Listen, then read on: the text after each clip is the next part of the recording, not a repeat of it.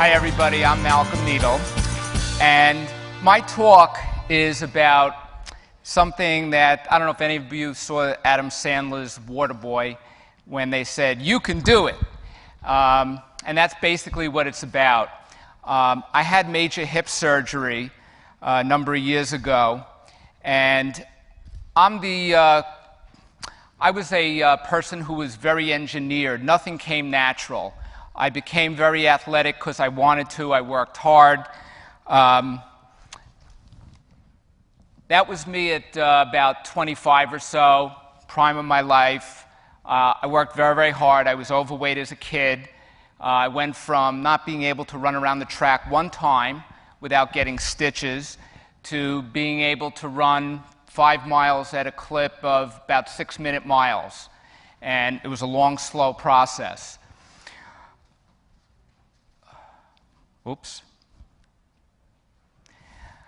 The reason I show that picture is I became a competitive tennis player.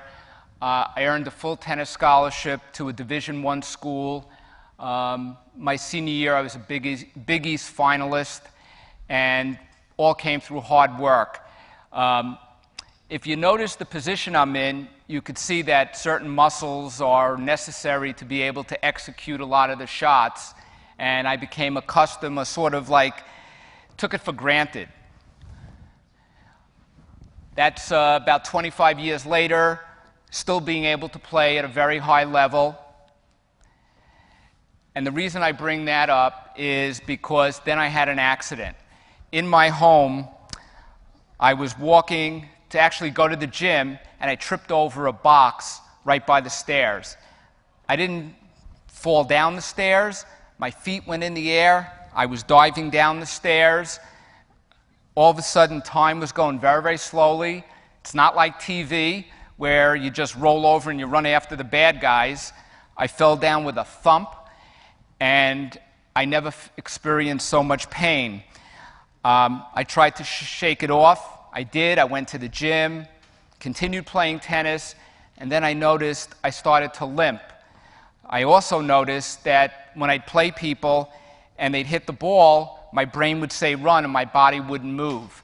It got to the point where I couldn't take the pain. I went for epidurals, pain management. I tried everything. And finally, I went into a spine surgeon who said, "You have to consider surgery." I said, "Fine. Fuse my spine. I don't care." I was in excruciating pain. He said, "But let me try one test first." And what he did was he put me on the table and took my leg and moved it right to left and said, "It's your hip." So I had to undergo major hip surgery. Turned out to be a lot more difficult than he told me. 6 weeks later, he said, "You'd be fine. You'd be back on your feet." 6 weeks later, I was lucky if I could get out of bed. And the physical therapy, they only pay for a certain amount of time. I looked like a young patient, so they didn't give me the outpatient care. I had to get driven to physical therapy, and then eventually I was able to drive myself. I couldn't get around, couldn't put my socks on. And after the physical therapy stopped, I decided that I was going to make my own physical therapy. And after feeling sorry for myself for about 6 months, I decided that I can do it. I did it once before, and I'll do it again. And if not, I'll kill myself trying. And I worked very, very hard. What became very, very difficult was actually lifting up my leg that I can now do.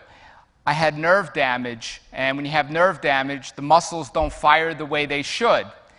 But I realized you could re-engineer around them if you work real hard and then be able to overcome that or redirect the nerves. However, to this day, I'm probably 98% of where I want to be. And the one problem that I still have is in the quadriceps that I just push through it. So what I want to leave everybody with is that if you really try, you can overcome whatever your issues might be, whatever your problems might be. I know it's very easy to say and not to do, but if you have a positive mental outlook, I believe you can accomplish the impossible. Thank you very much.